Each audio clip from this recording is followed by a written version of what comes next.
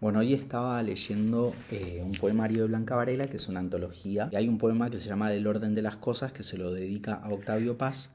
Me pareció muy interesante porque la lírica, el ritmo y bueno, si se quiere, la estética del poema es muy diferente a lo que se viene dando, digamos, eh, en los poemas que le preceden. Entonces me pareció muy interesante hacer un análisis y se los voy a leer. Bueno, dice así: El orden de las cosas en la poesía de Blanca Varela, una mirada crítica. La poesía de Blanca Varela es un entramado de imágenes, silencios y cuestionamientos sobre la realidad. En el orden de las cosas nos enfrentamos con la fragilidad de la estructura que da sentido a nuestra existencia, a través justamente de un lenguaje simbólico directo, y nos invita a Blanca Varela a reflexionar sobre la construcción del sentido, la desesperación y la relación entre caos y orden. Yo creo que la construcción de sentido y la desesperación son inescindibles en este poema, porque la construcción del sentido es producto de la desesperación.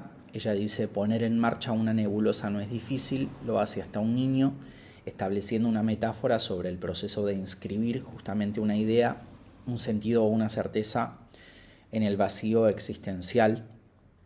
Y en este sentido nos plantea que la creatividad y la imaginación son inherentes al ser humano incluso desde la infancia. Sin embargo, la dificultad no radica en la generación de ideas, sino en su permanencia justamente en el mundo. Pareciera como que nosotros vivimos y dependemos de un orden ya dado, y bueno, y aquello resulta justamente mucho más fácil y barre toda nueva inscripción o crítica o incomodidad que nosotros, digamos, plantamos en ese terreno contaminado de pura mierda, básicamente, para mi gusto. Bueno, entonces, y también citándola, dice: el problema no es que se escape, sino que entre nuevamente en el campo al primer pitazo. Esto quiere decir justamente con que esa generación de ideas, de dudas, de intuiciones o lo que sea, frente a ese orden dado que a nosotros nos hace sentir incómodos, porque justamente si el motor del sentido que nosotros le damos a ese tejido de ideas está necesariamente o estrictamente relacionado con la desesperanza que sentimos frente a, si se quiere desde un punto existencialista sartreano, la libertad, esa condena del hombre, porque no podemos obviar la idea de que Blanca Varela era amiga de Sartre, y una de sus premisas es que justamente el hombre está condenado a la libertad y que justamente eso es lo que le genera angustia frente a su existencia. Y tampoco podemos obviar la relación que tiene justamente este concepto de desesperación con la desesperación kierkegaardiana, porque uno de los precursores de la filosofía de Sartre es Kierkegaard. Entonces, bueno, también pensar eso, no vamos a ahondar en eso ahora, pero digamos esta relación, ¿no? Como justamente todo esto como motor para inscribir un sentido en la vida. Y bueno, volviendo a Sartre, esta cuestión de el ser y la nada, y de cómo se construye la realidad a partir no de la historia, de una idea de la relacionalidad hegeliana, porque justamente Sartre se inspira un poco en Hegel, pero entendiendo más esa construcción de existencia no desde algo histórico o desde un marco social histórico, sino desde la historia subjetiva de cada uno, ¿no? Entonces, bueno, tipo el énfasis que hay justamente sobre el sujeto en este poema es muy interesante, y en cómo ese sujeto lee, comprende, inscribe nuevas ideas en este orden que ya está dado. Pero bueno, esto no lo escribí para nada, por eso digo que a veces trato de escribir para no perderme, pero bueno, voy a seguir con lo que dice acá. La desesperación y el orden. Blanca Varela afirma: la desesperación requiere cierto sentido de orden.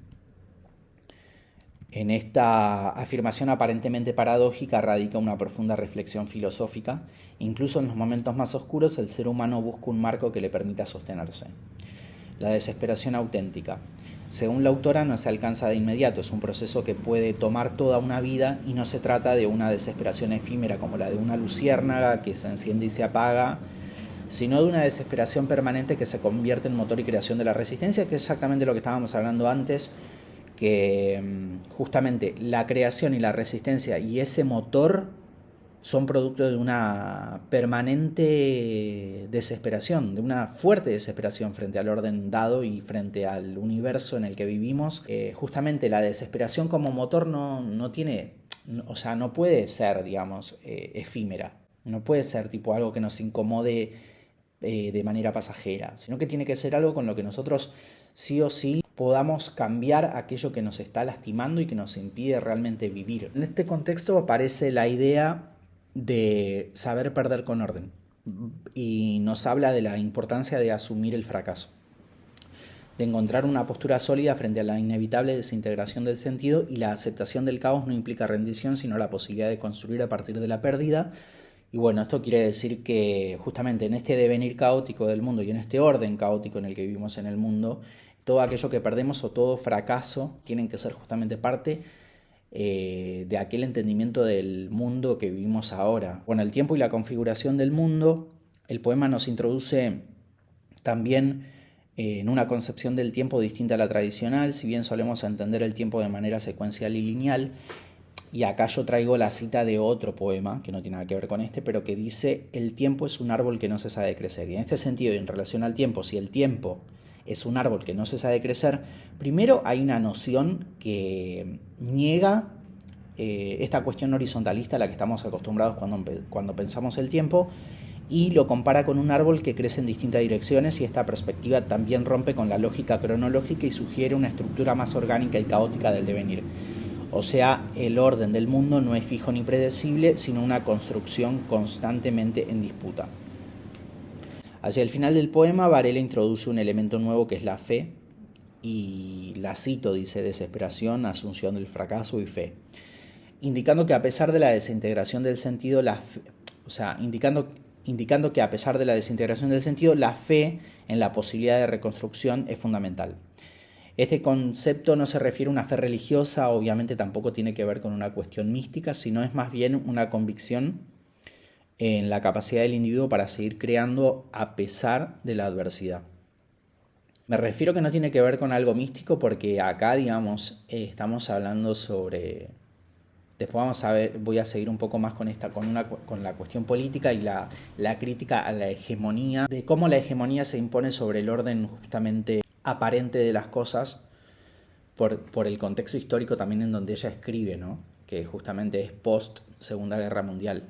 Pero digo, como justamente esta fe no tiene que ver con una fe religiosa ni milagrosa ni mística, sino con una fe más relacionada con la convicción de la creación de algo materialmente diferente, que nos pueda sostener en el mundo y nos pueda dar, digamos, una perspectiva un poco más humana de las cosas y de la destrucción.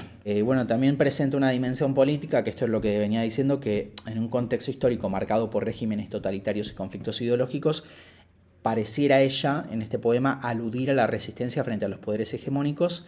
Y acá también la cito, que dice: si pongo un número contra un muro y lo ametrallo, soy un individuo responsable. Le he quitado un elemento peligroso de la realidad, dice el poema, denunciando la violencia del Estado y la eliminación de lo considerado peligroso por el orden establecido, que era lo que decía recién. En este sentido, la desesperación también es política, es la conciencia de un mundo injusto y la necesidad de desafiar sus estructuras. Justamente desafiar sus estructuras, inscribiendo en esa estructura, en ese orden ya dado, una nueva intuición, una crítica, un algo diferente, y que sea parte de sí esta desesperación como motor, esta asunción del fracaso y esta fe, que es la convicción de que aquello se mantenga permanente en ese orden horrible en el que existimos. Y bueno, sin embargo, como indica el poema, esta lucha no es sencilla, y ahí otra vez la cita que dice: llaman a la puerta, no importa, no perdamos las esperanzas.